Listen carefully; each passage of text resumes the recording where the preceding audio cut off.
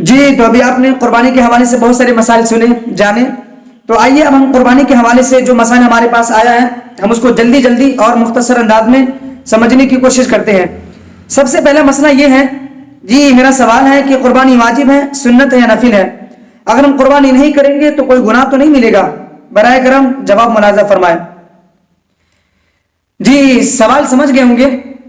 اس کا ایک سادہ سا جواب یہی کہ قربانی واجب ہے، سادہ سا جواب یہی قربانی واجب ہے۔ میں آپ کو مختصر انداز میں قرآن اور حدیث کی روشنی میں یہ مسئلہ سمجھانے کی کوشش کرتا ہوں۔ سورۃ الکوثر کی آیت ہے فَصَلِّ لِرَبِّكَ وَانْحَرْ، کہ آپ اپنے رب کے لیے نماز پڑھیے اور قربانی ادا کیجیے۔ تو یہاں پر جو فعل کا استعمال ہوا ہے وہ فعل امر کا استعمال ہوا ہے، اور فعل امر جو ہے وجوب کے لیے آتا ہے، یعنی کسی چیز کو کرنا اور نہ کرنے کو بتلاتی ہے وجوب کے نسبت کے ساتھ، تو وجوب کو بتلاتی ہے۔ اور یہاں پہ جو استعمال ہوا ہے، یہاں پہ فعل امر استعمال ہوا فَصَلِّ لِرَبِّكَ وَانْحَرْ، کیا آپ اپنے رب کے لیے نماز پڑھیے اور قربانی ادا کیجیے۔ جب فعل امر کا استعمال ہوا ہے اور فعل امر وجوب کے لیے آتا ہے تو لہذا قربانی بھی واجب ہوئی، ایک جواب۔ دوسرے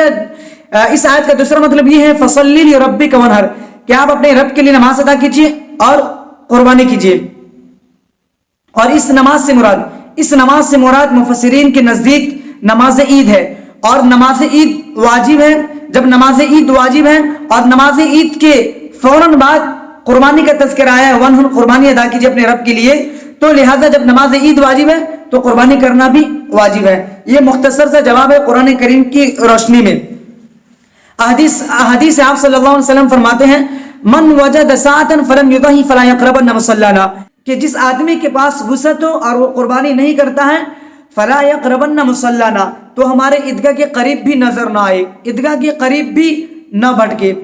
تو یہ حدیث بھی وعید پر دلالت کر رہی ہے۔ تو اس حدیث کے اندر سخت وعیدیں ہیں ان لوگوں کے لیے جو وسعت ہونے کے باوجود بھی قربانی نہیں کرتا ہے، اس پر آپ صلی اللہ علیہ وسلم نے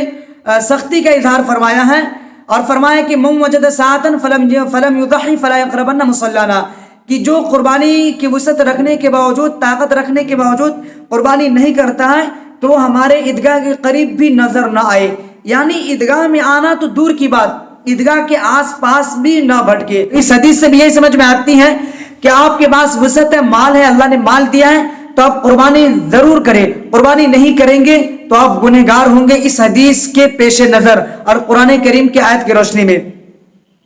ایک بات یہ کہ قرآن اور حدیث اس بات پر دلالت کر رہی ہے کہ قربانی واجب ہے،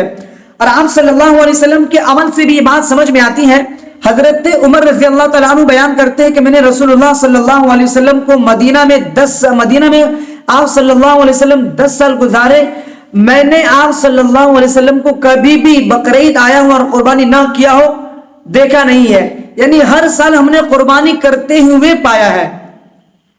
تو آپ صلی اللہ علیہ وسلم کے عمل سے بھی یہ بات ثابت ہوتی ہے کہ قربانی کرنا واجب ہے، اور یہ حدیث اس دور میں آپ صلی اللہ علیہ وسلم نے بیان فرمائی جبکہ قحط سالی کا زمانہ ہے، لوگوں کے پاس کھانے کے لیے نہیں ہے، پہننے کے لیے نہیں ہے۔ اس دور میں آپ صلی اللہ علیہ وسلم فرما رہے ہیں من وجد ساعة فلم يضحي فلا يقربن مصلانا، کہ جو حضرات کے پاس وسعت ہے وہ قربانی نہیں کرتا ہے تو ہمارے عیدگاہ کے قریب بھی نہ آئے۔ اور آپ صلی اللہ علیہ وسلم کے گھر میں